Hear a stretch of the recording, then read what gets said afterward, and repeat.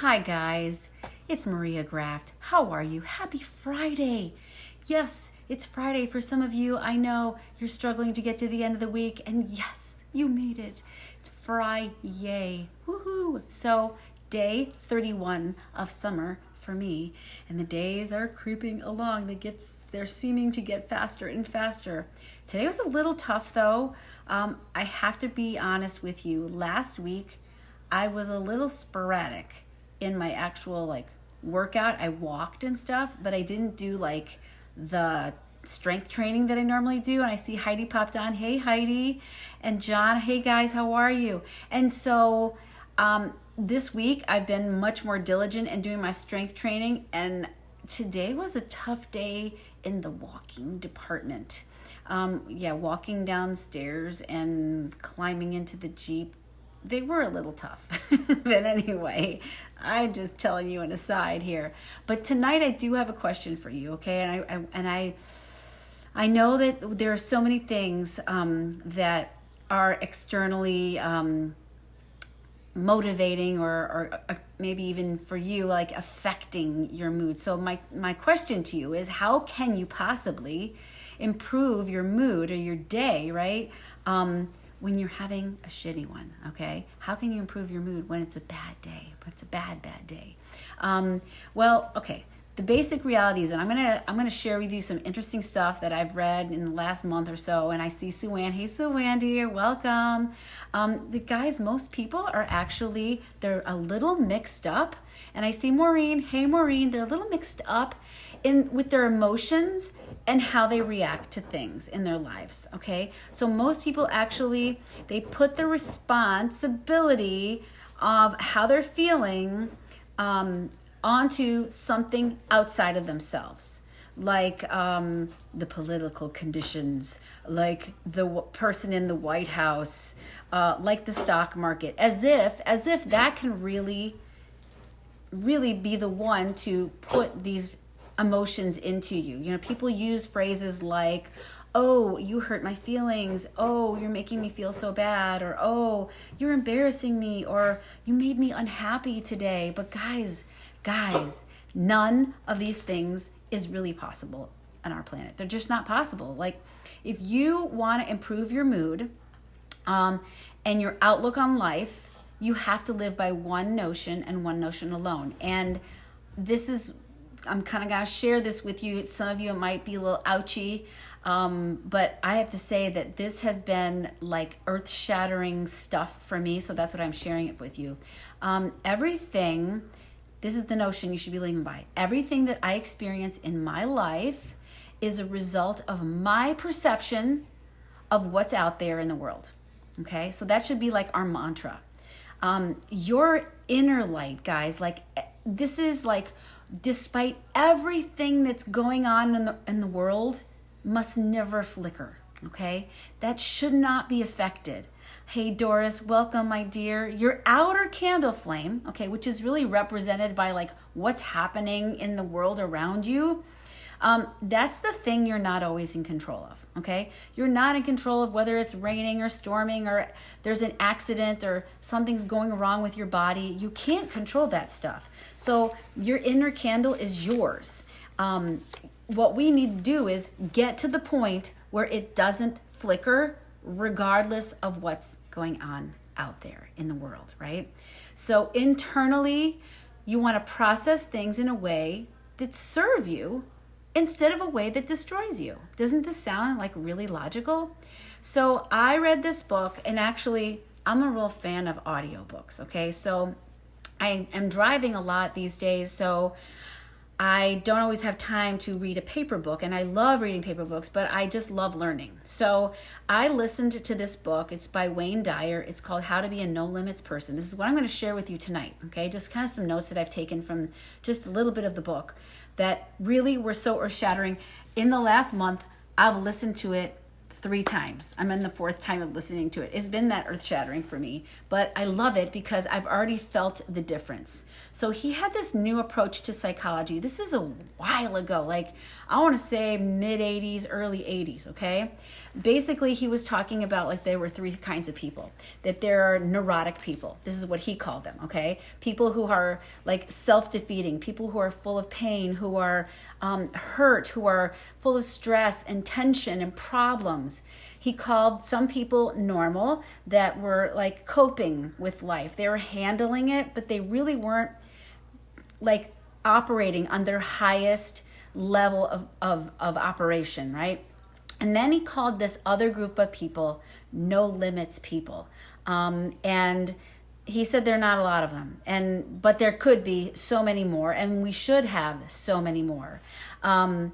Basically, the no limits person takes his or her own living and basically brings it to the highest level and of their own living, of their own capability, and functions as high as possible.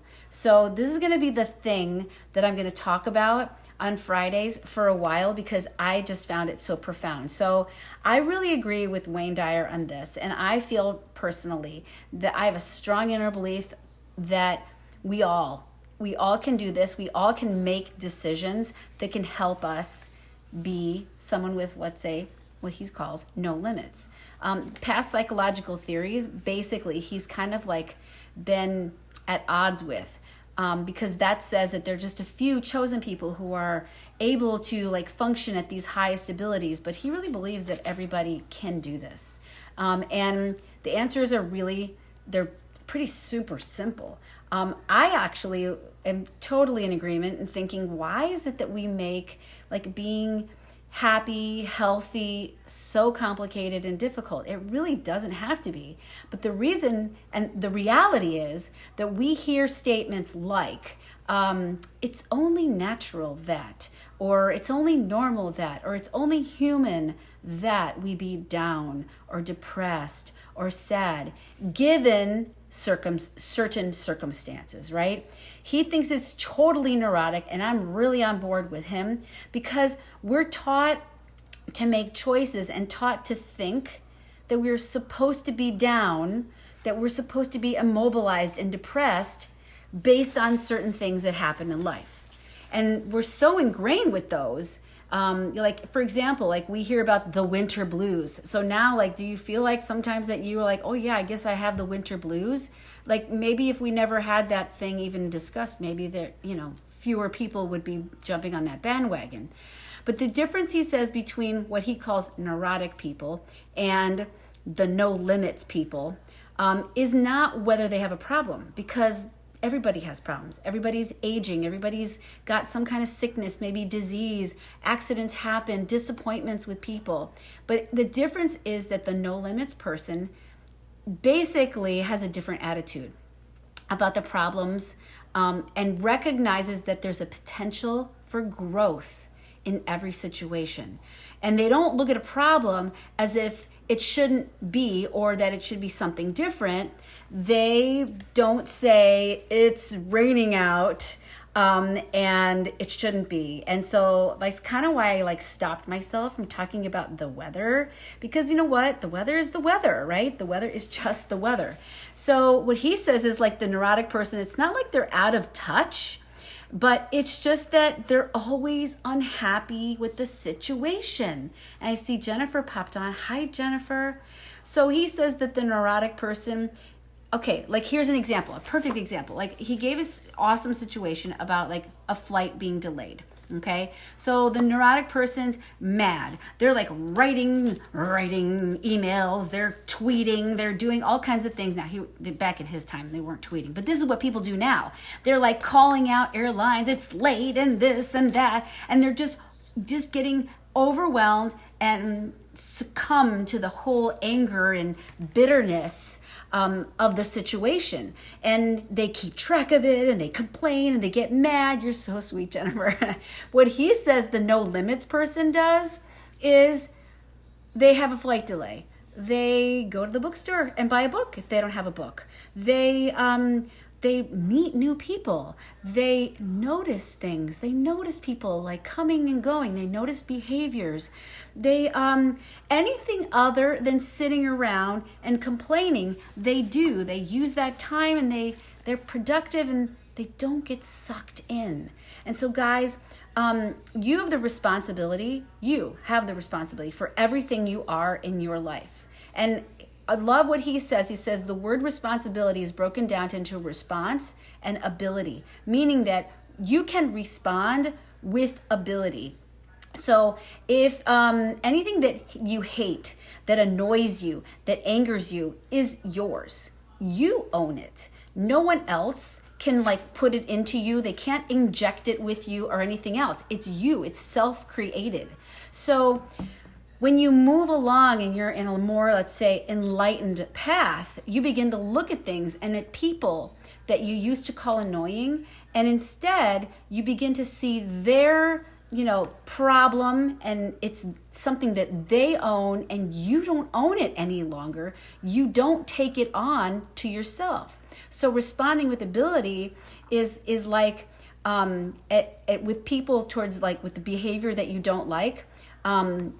You basically, here's a perfect example. He gave a great example about a flight attendant that, and we've all experienced flight attendants that just are just not polite and nice and kind, right? And anybody, like we've all experienced people like that. So he gave an example and a story about this person who he was trying to put his bag in a particular area, and this flight attendant was like, no, you will put it over here, and just like really snappy at him.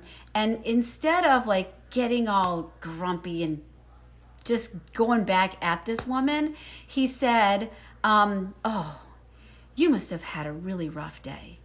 And she said immediately, yeah, I haven't had sleep in 2 days. We've had delays all over the place.